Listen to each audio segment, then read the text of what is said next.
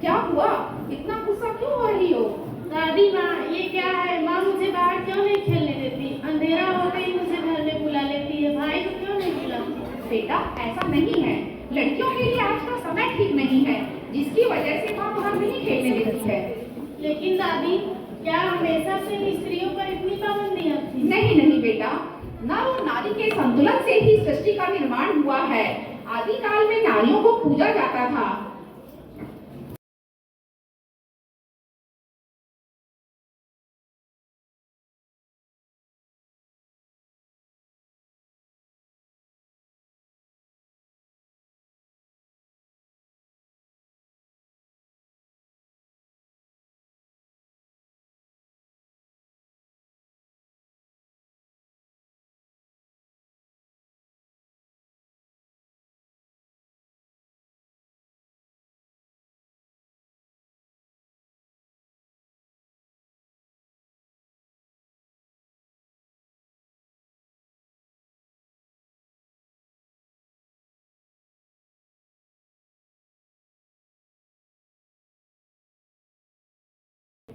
वैदिक युग में भी महिलाओं को पुरुषों के समान ही अधिकार प्राप्त थे। इस युग में भी बहुत सी महिलाएं, विदुषी महिलाएं हुई हैं, जैसे गार्गी।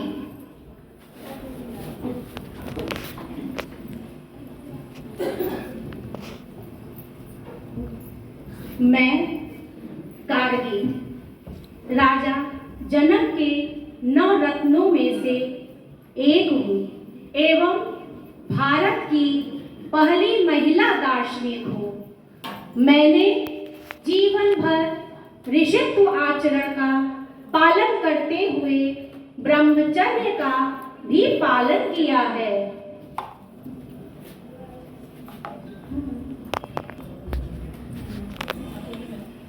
मैं लोकमुद्रा महर्षि अगस्त्य की पत्नी, उन्होंने स्वयं मेरी रचना की है। मुझे ब्रह्मवादिनी भी कहा जाता है।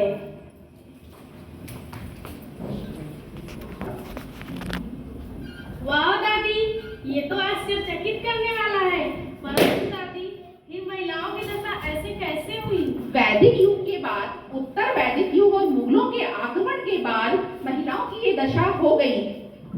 बाल विवाह, पर्दा प्रथा, सती प्रथा जैसी कुप्रथाओं का प्रचलन बढ़ गया। लेकिन इन कुप्रथाओं को तोड़कर भी इस युग में भी महिलाओं ने अपना वर्चस्व स्थापित किया, जैसे सुल्तान।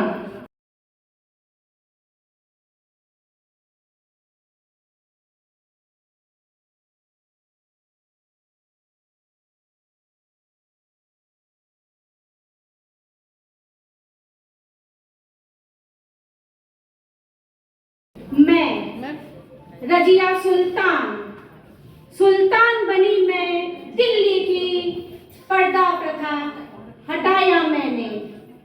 सब लोगों से लड़कर मैंने आत्मसम्मान को बचाया है।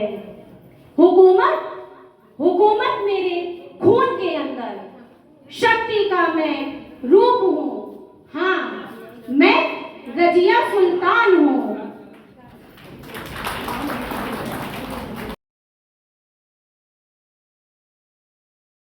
देवी राजमाता से अहिल्या बनी राजमाता। पढ़ेगी लिखेगी बेटी, बनेगी देश की भाग्य विधाता। मैं अहिल्याबाई धर्मपरायण महिला, नारी शिक्षा के प्रचार के साथ साथ काशी विश्वनाथ मंदिर का भी नवीनीकरण कराया। मैं अहिल्याबाई होलकर।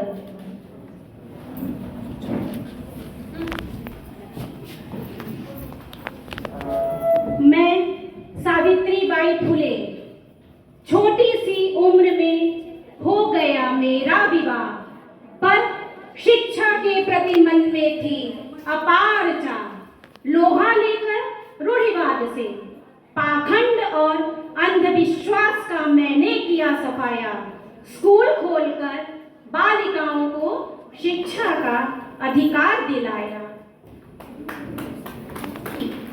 गुलाम भारत को आजाद कराने के लिए भी महिला महिलाओं ने बढ़ चढ़कर हिस्सा लिया। इसमें सबसे पहले नाम आता है रानी लक्ष्मीबाई का।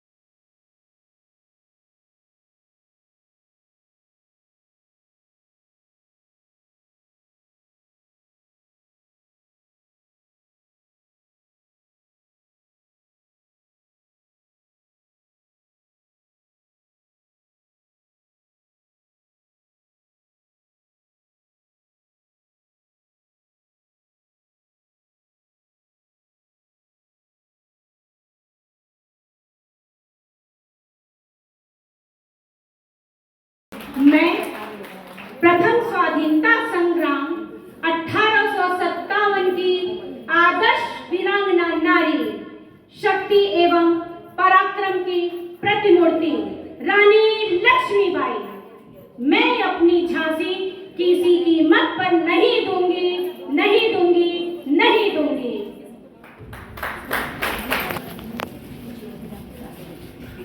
मैं सरोजिनी नायडू मुझे भारत की प्रथम राज्यपाल के रूप में उत्तर प्रदेश की राज्यपाल बनने का अनुपम सौभाग्य प्राप्त हुआ। स्वतंत्रता के बाद भी महिलाओं की दशा में कोई अंतर नहीं आया। जैसे जैसे समय गुजरता गया, महिलाओं की दशा और भी खराब होती गई।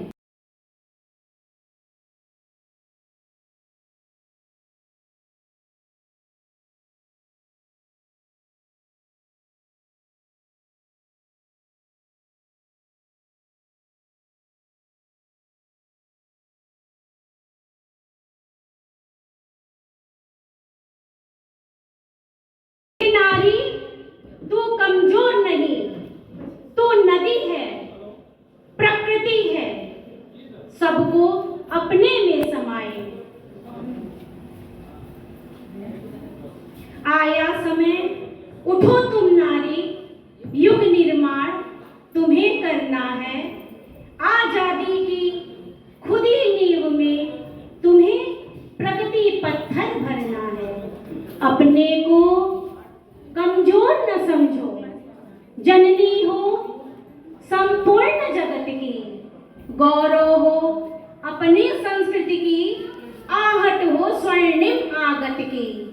तुम्हें नया इतिहास देश का अपने कर्मों से रचना है। दुर्गा हो तुम, लक्ष्मी हो तुम, सरस्वती हो, सीता हो तुम। रूढ़ विवशताओं के कथन तोड़ तुम्हें आगे बढ़ना है। आया समय, उठो तुम नारी, युग निर्माण तुम्हें करना है, युग निर्माण तुम्हें करना है। शिक्षा हो या राजनीति हो, खेल क्षेत्र या सेवा हो सरकारी, पुरुषों के समान तुम भी हो हर पद की अधिकारी। हाँ, तुम हो हर पद की अधिकारी।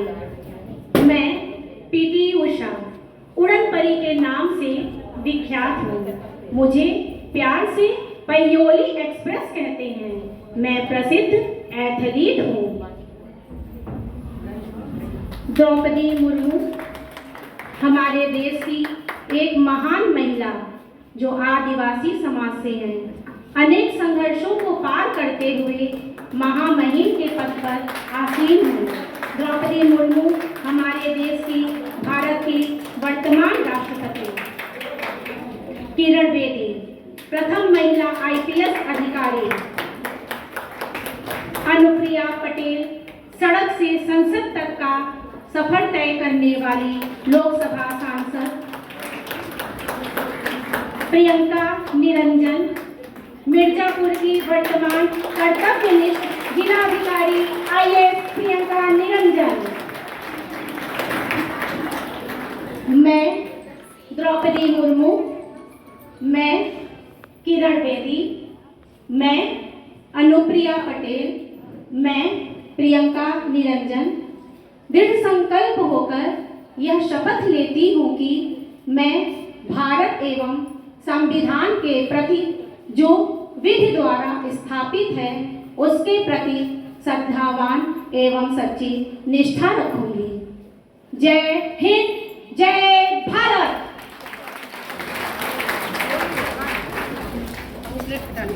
Thank you ma'am.